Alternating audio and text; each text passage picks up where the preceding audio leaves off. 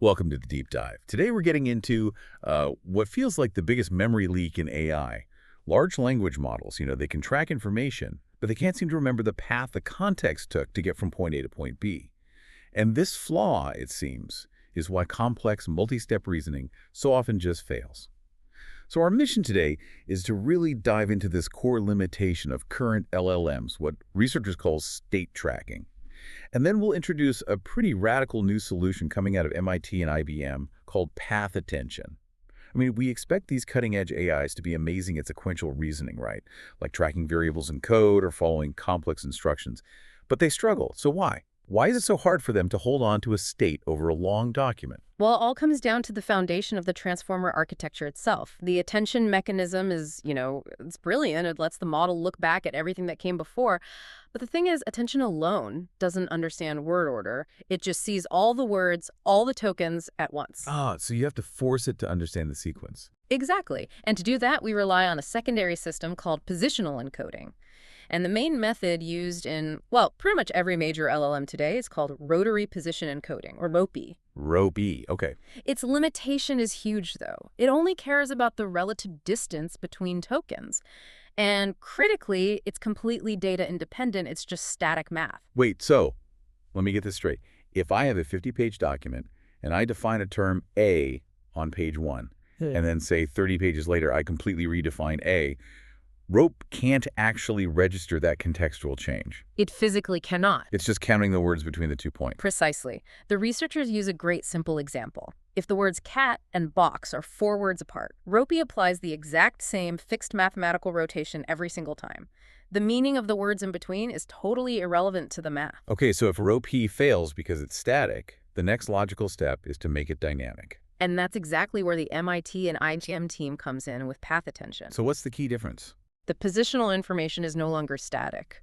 It becomes adaptive. It's context-aware. Instead of that fixed rotation, path treats the space between 2 words like a customizable journey. A journey. Okay, unpack that. Every single word in between acts like a tiny movable mirror. A mirror. Yeah, a mirror that adjusts the signal based on the content it just saw. These tiny adjustments depend entirely on the meaning of the words the signal passes through. So the path itself changes the signal. Right.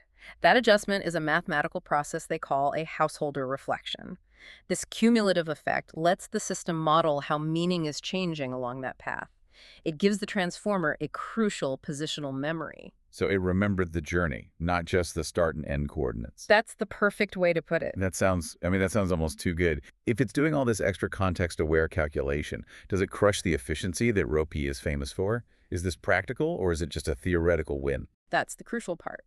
They developed a very specific hardware-efficient algorithm for GPUs. So path maintains efficiency while giving this huge boost in accuracy. It consistently outperformed the old mechanisms on, these really tough diagnostic tasks. Like what? Things like multi-step recall tests or following only the most recent command in a long, confusing sequence of instructions. The performance improvements are clear then. But what happens when you combine this adaptive memory with an ability to forget? Now you're getting to the bigger picture. They push this even closer to human cognition by creating Path Fox. They combine Path with something called the forgetting transformer, or Fox. Right, because for a long document, knowing when to ignore old, irrelevant information is just as important as tracking the current state. It's a selective memory filter, exactly. So what does this all mean for you listening to this? This research is really about creating new general-purpose building blocks or primitives for AI. This work directly extends the expressive power of these architectures. It means future LLMs could be much, much better at long-form reasoning, making them far more reliable tools. And the authors themselves, they're really excited to see if data-dependent encodings like path could improve performance on other structure domains too. Think about analyzing complex molecules like proteins or even DNA. Wow. So it really raises this important question. Could unlocking this kind of dynamic context memory fundamentally change how AI models not just language but structured data in, well, every scientific field?